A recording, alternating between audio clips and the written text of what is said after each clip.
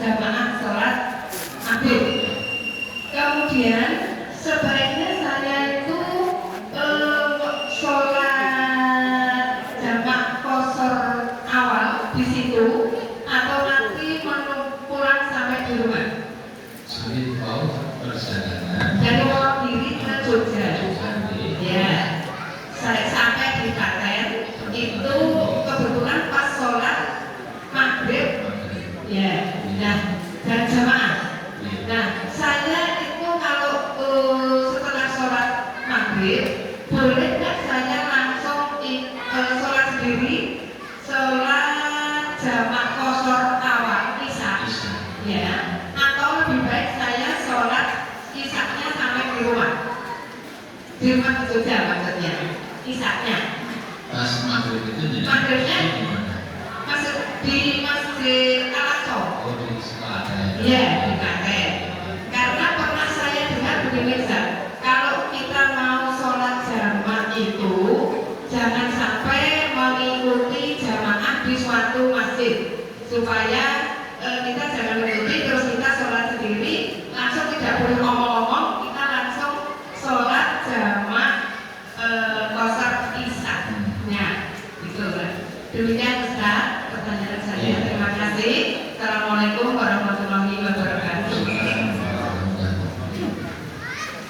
Pertama tentang tanggal 9 dan 10 Muharram bersama dengan Asyura. Kalender nasional memang tanggal pas Jumat itu kan mulai dianggap tanggal 1 Muharram, sehingga tanggal 9 Muharramnya menurut kalender nasional itu hari Sabtu kemarin, kemudian hari Ahad ini adalah tanggal 10 Muharram menurut kalender nasional. Tapi menurut kalender global, ya, Hijriah Indonesia global Muhammadiyah itu tanggal 9 Muharramnya itu hari Jumat dan tanggal 10 Muharram Asyuranya hari Sabtu kemarin. Sekarang sudah tanggal 11. Memang berbeda karena dan selalu yang dipakai berkenaan dengan kan kemarin bulan dengan sami persis dengan ngajar Ramadan dari Bukit berapa derajat tampak bulan baru itu muncul, baru disitu telah masuk hari yang baru atau yang baru. Dalam konsep kalender global itu saya lupa sekian derajat yang relatif di seluruh tempat akan sama sudah masuk. Memang kadar derajatnya cukup banyak. Kalau menggunakan derajat yang lebih kecil mungkin menjadi berbeda ya, karena toleransi yang dipakai berbeda. Itu masalah sistem perhitungan itu. Nah, ini sifatnya istihadiyah untuk memaknai melihat itu. Kalau hadis yang berbeda sumu liru'yatihi waktu ru'yatihi atau ru'yat itu pemaknaannya secara fikih kemudian bisa dianggap tampak terlihat itu berapa derajat. Nah, itu ada istihadiyah. Nah, sehingga bisa berbeda kesimpulannya walaupun menggunakan dalil yang sama. Tetapi tatkala makna yang disebut di dalam dalil itu memungkinkan pemahaman yang berbeda, disitulah ada wilayah di mana ulama beristihad. Ini sing pokok hasil kita aturaken wonten majelis kita juga. Kalau ulama itu beristihad dalam masalah-masalah yang istihadiyah, kalau istihadnya benar pahalanya 2, kalau istihadnya salah pahalanya itu orang musim kusur. Gak usah khawatir. Kita yang awam itu makanya mengikuti ulama yang dipercaya. Syukur kalau sinau nambah pengetahuan kita. sehingga sampai minimal pada satu tingkatan bisa melakukan analisa terhadap dereng berarti ikuti saja. Ini tahapan taklid, semua orang pasti mengalami tahapan taklid. Tapi dengan belajar setidaknya sampai pada tahapan tidak mengikuti ini lebih dari lulus. Tapi yang pasti kalau itu masalah istihadi ya di kalangan ulama dan masyhur ulama berbeda pendapat itu sudah populer dalam masalah tersebut, maka tidak ada yang dimutlakkan benar dan dimutlakkan salah. Oke. Nah, dengan tulis gunting atau malah dan bahasa oke. Itu yang pertama. Terus kedua tentang sholat jamak kosong. Dengan saking monogiri berarti untuk juga. Nanti sampai di Klaten di Masjid Al-Aqsa dan maghrib. Boleh tidak berjamaah sekalian dengan isya jamak takdim. Ikuti sholat berjamaah maghrib, rampung langsung ngadeg melakukan sholat isya. Sholat isya 2 rakaat. Boleh. Boleh. Kalau Anda mengatakan tidak boleh atau dilarang mengikuti jamaah sholat di masjid tersebut, dia harus menghasilkan dalil-dalil. Dalil-dalil tentang jamaah biasa maupun jamaah kosong tidak menetapkan berada di mana atau ikuti sholat berjamaah atau imam yang sudah di situ. Yang jelas bermakmum kepada orang yang mungkin itu boleh, sedangkan kita melakukan jamak yang biasa umum jamak. Yang menjadi persoalan di dalam ulama fikih adalah boleh tidak kalau yang imam itu menjamak sedangkan kita tidak menjamak. Itu sebagai ulama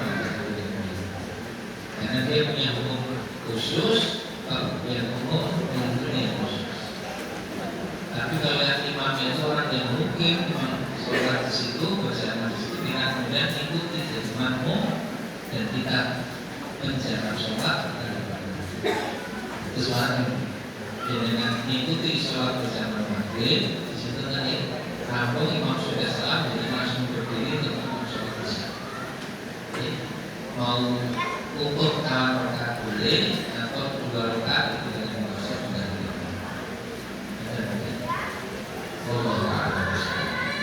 Kesempatan ada. Silakan.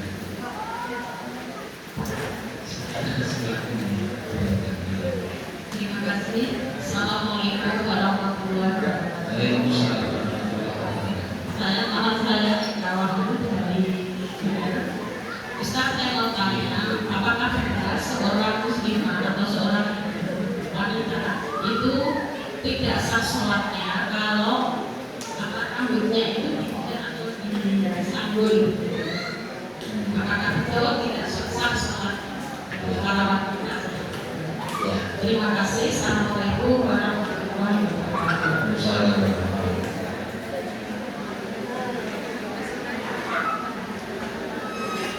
Tidak sah sholat itu kalau rukunnya tidak dipenuhi. Ya, misalnya pramoco surat Al-Fatihah tidak sah. Kalau tidak tumanina itu tidak sah. Karena tidak melakukan susu, sholat seperkilat itu, dan itu orang sah nanti karena tidak tumanina. Kemudian juga ada syarat sah sholatnya. Ada sudah masuk waktu berukurnya sholat yang sah, menutupi aurat, menghadap kiblat. Jadi syarat dan rukun terpenuhi sehingga sholat itu sah. Ada niat. Nah, kalau pakai sanggul ini, harus ya, pakai sanggul, sambungan rambut ini. Tidak disambung. Rambutnya.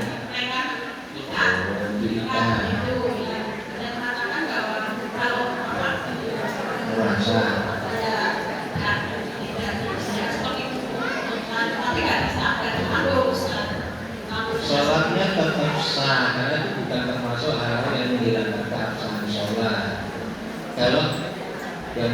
sholat tidak sah itu menggunakan dalil seperti kuno onta, itu berkaitan dengan dosa.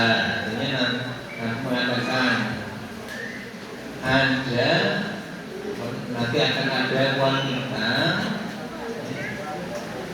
yang tidak akan mencium bau surga, padahal bau aroma surga sudah tercium pada jarak yang sangat jauh.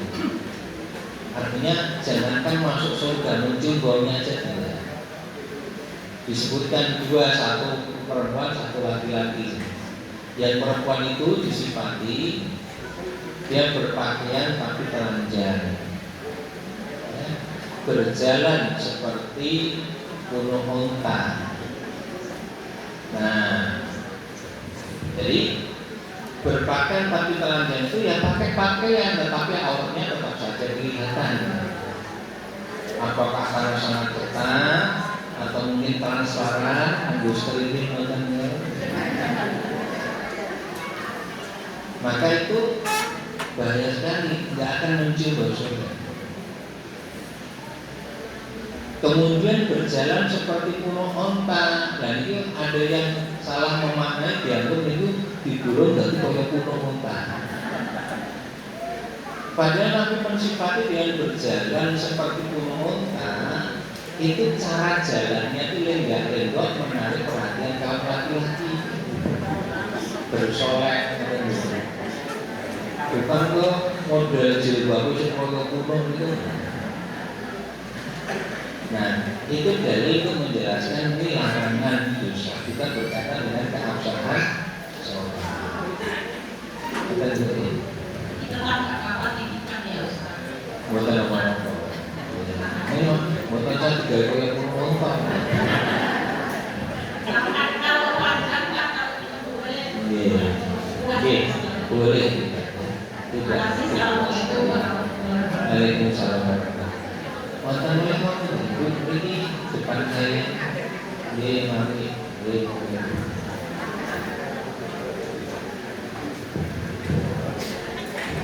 Ya. Wonten ini. Media tidak bunyi. Coba ganti yang satu. Ada. Bismillah. Assalamualaikum warahmatullahi wabarakatuh. Waalaikumsalam warahmatullahi wabarakatuh. Nama saya Mira. Ya. Iya. Ini yang saya tanyakan. Ya. Kalau negara sampah. Ya. Di sini Allah mengajarkan kepada Nabi Musa kemampuan menulis dan membaca. Ya. Berarti di sini Nabi Isa bisa menulis dan membaca. Ya. Yang saya tanyakan, minta penjelasan untuk Nabi Muhammad itu dikatakan ummi. Ya.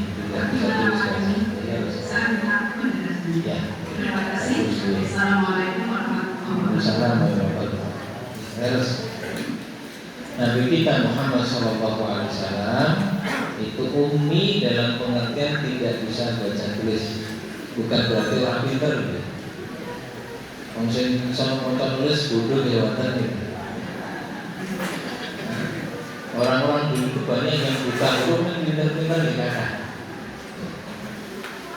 Nah, kita coba cari tahu kenapa Allah menjadikan Nabi mereka tidak bisa baca tulis.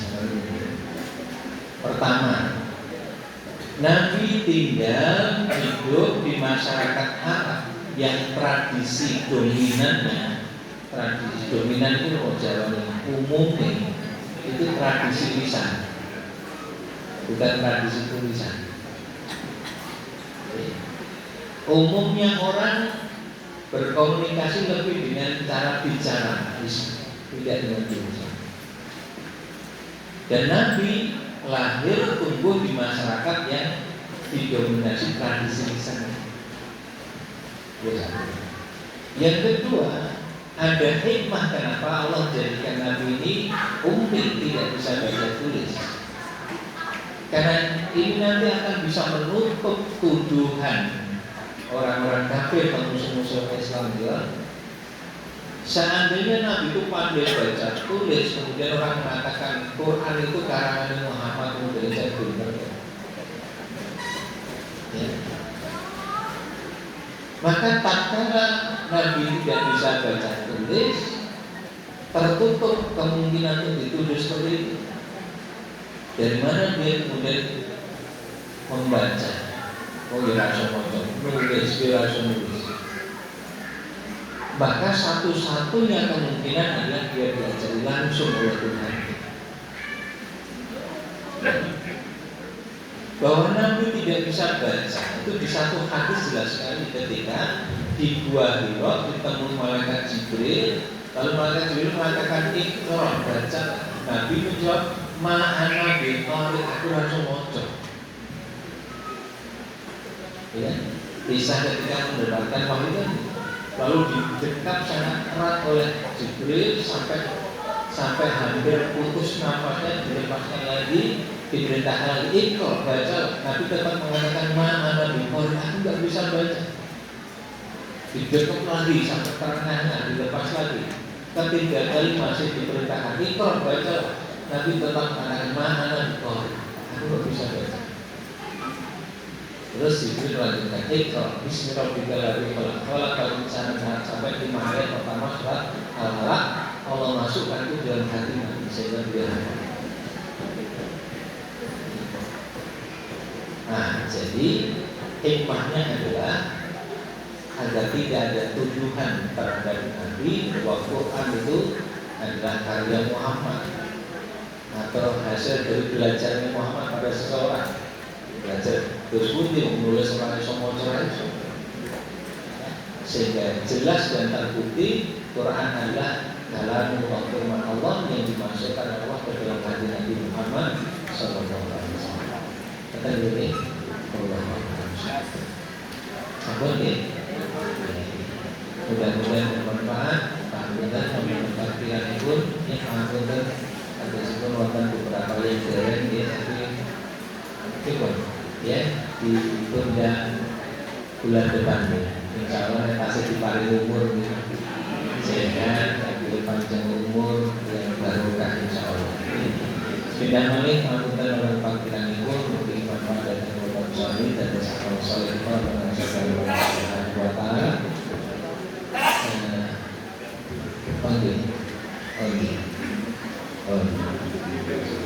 Allah silakan disampaikan. Mohon maaf Bapak Ibu, pertanyaannya cukup sampai di sini dikarenakan waktu yang hampir habis. Terima kasih kepada Ustaz Siddiq Yulianto yang telah memberikan tausiahnya, semoga bermanfaat pada kehidupan sehari-hari. Sedikit informasi, alhamdulillah infak hari ini terkumpul sebesar 7.336.000 rupiah. Terima kasih kepada Bapak Ibu sekalian atas info dan sedekahnya. Semoga menjadi amal jariah Bapak Ibu. Acara yang terakhir yaitu doa dan penutup. Kami selaku pembawa acara mohon maaf yang sebesar-besarnya apabila dalam membawakan acara kurang berkenan di hati Bapak Ibu sekalian. Dan semoga kedepannya bisa diperbaiki. Cukup sekian dari kami. Wassalamualaikum warahmatullahi wabarakatuh.